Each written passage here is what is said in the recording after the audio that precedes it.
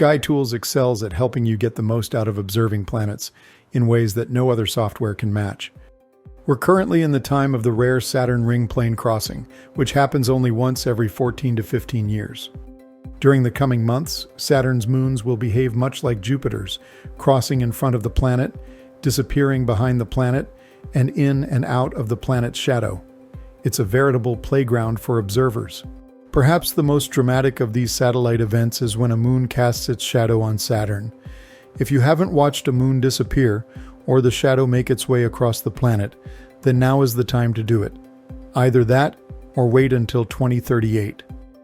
It's hard to find these events online, so if you want to be serious about it, you need software that can quickly list these events, tell you if they are visible from your location, and then preview them in your telescope. So let's have a look at the SkyTools Event Finder. You can search for many types of sky events, but we will focus on satellite events.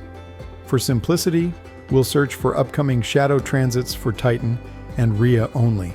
Titan is the largest satellite, so it casts the most easily visible shadow. We will look 3 months ahead. Let's select the Titan shadow transit on July 17th. It starts at 1:26 a.m. and ends at 6:19. At mid-transit, the altitude of Saturn is 49 degrees, which is pretty good.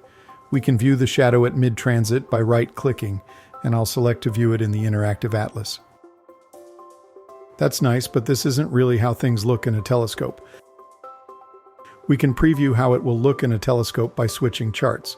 I'll select an 18-inch Dob.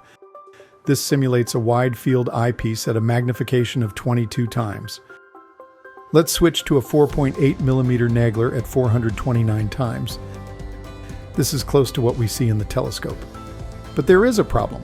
The resolution of this screen isn't high enough to match the detail that we can see in the telescope and fit the entire field of view.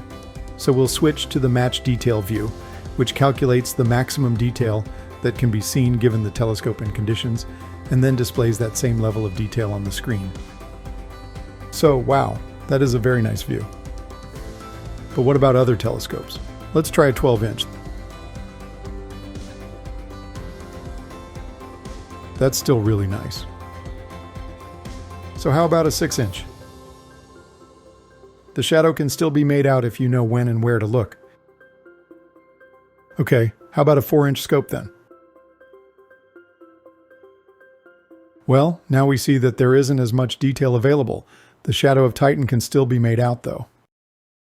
The other moon shadows, which will be smaller, are even more difficult, so it would take an experienced observer and very steady seeing to spot them in this telescope. So that's what we like to call the SkyTools difference. It's why serious observers choose SkyTools.